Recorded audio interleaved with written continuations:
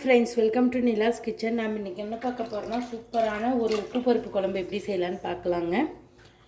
இப்போது அதுக்கு நான் பருப்பு எடுத்துகிட்டு அதில் மஞ்சத்தூள் ஒரு 1/4 ஸ்பூன் போட்டுங்க. ஒரு 3 விசில் வச்சு பருப்பு எடுத்துக்கலாங்க. விசில் போயிடுச்சு, நம்ம இறக்கலாம். பாருங்கள், பருப்பு நல்லா வெந்துருச்சு. நம்ம கிள்ளி போட்ட சாம்பார், உப்பு பருப்புன்னு சொல்லுவோம், கிள்ளி போட்ட சாம்பார்னு சொல்லுவோம். இப்போ தாளித்து விட்டுக்கலாங்க.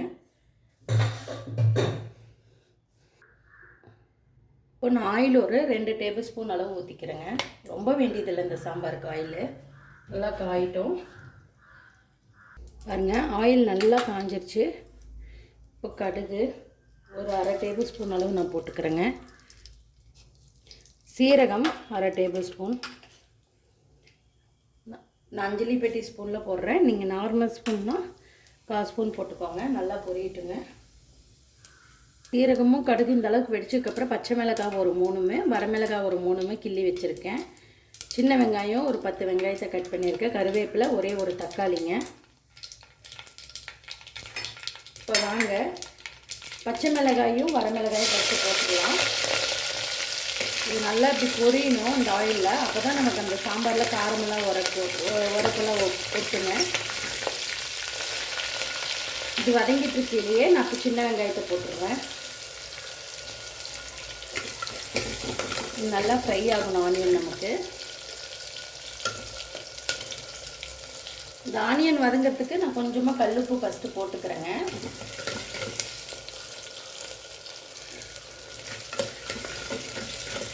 நமக்கு உப்பு போட்டோம்னா சீக்கிரம் வதங்கிடும் ஆனியன், அதுக்காக நான் போட்டிருக்கேன். இது காரம்னு பார்த்தா அந்த வரமிளகாயும் பச்சை மிளகாயும் மட்டும்தாங்க.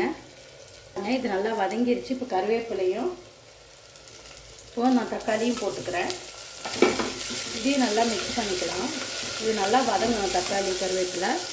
இது கொஞ்சமாக மஞ்சத்தூள் ஒரே ஒரு சிட்டிகை, ஆல்ரெடி நம்ம பருப்பில் போட்டிருக்கோம், ஆனால் ஒரு சிட்டிகை போடுங்க. ரொம்ப கலராக தூள்னா இது நல்லா வதங்கி வரணும் நமக்கு. வதங்கட்டும்.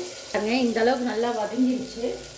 இப்போது நம்ம வேக வச்சுருக்க பருப்பு எடுத்துக்கலாம். நான் இது பண்ணுறது 2 பேர் நல்லா சாப்பிட்லாங்க, அந்த அளவுக்கு செய்கிறேன்.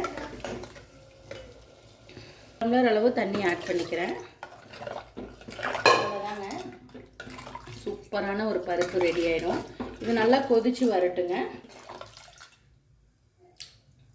கார உப்பு டேஸ்ட் பார்த்துக்கோ. பாருங்கள் எந்த அளவுக்கு நல்லா கொதிக்குதுன்ட்டு. இந்த மாதிரி ஒரு 5 நிமிஷம் நல்லா கொதிக்க விடணும்.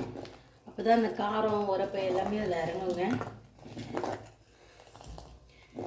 இது இப்படி இந்த மாதிரி தண்ணி மாதிரி இருந்தால் ரொம்ப டேஸ்ட்டாக இருக்கும். உப்பு பருப்பு குழம்புன்னு சொல்லுவாங்க, கிள்ளி போட்ட சாம்பார்னு சொல்லுவாங்க.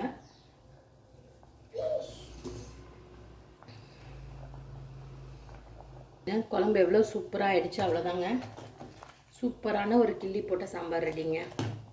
அதான் இப்போ ஆஃப் பண்ணிடலாங்க.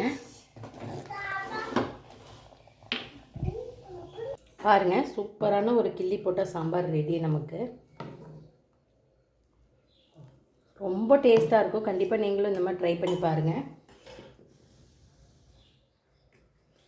ட்ரை பண்ணி பார்த்துட்டு மறக்காமல் கமெண்ட் பண்ணுங்கள்.